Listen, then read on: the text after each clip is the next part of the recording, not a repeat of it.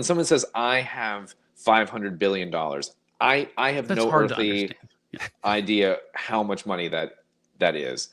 Just like I have no earthly idea the scale here when we talk about like a theater or school shooting or something like that. And not to, for the people that are involved, it is your own personal tragedy, of course.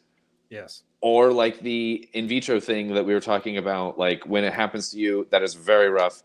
And we were like, oh, it's probably happened before. Like, but like, again, it's, I don't want to say it's like, this is happening just to everyone. And like, these things are just like mass happening or whatever. Like this, when you see the stories bubble to the top over and over and over, like the worst case scenario of every city in the country every day, or every country in the world every day, it starts to shape your mind to think that this is the norm, when the norm is, we forget, in your life nothing's really happening. Like it's like you almost got an offender bender once this month. Like that's the worst thing that happened. Whatever.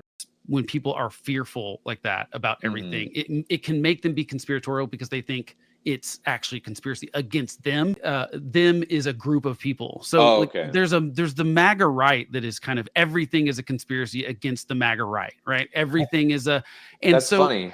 Or I think that happens all over the place. I think that it boils down to race with the critical race stuff. It boils down to left versus right with like especially the hardest hardcore sort of MAGA right and the very hardcore liberal left.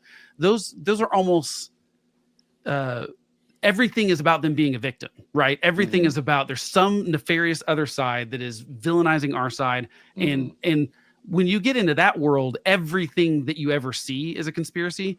And because everything has to be an us versus them thing at that point. And that's where I go, okay, you've lost me, because we can't even have a conversation.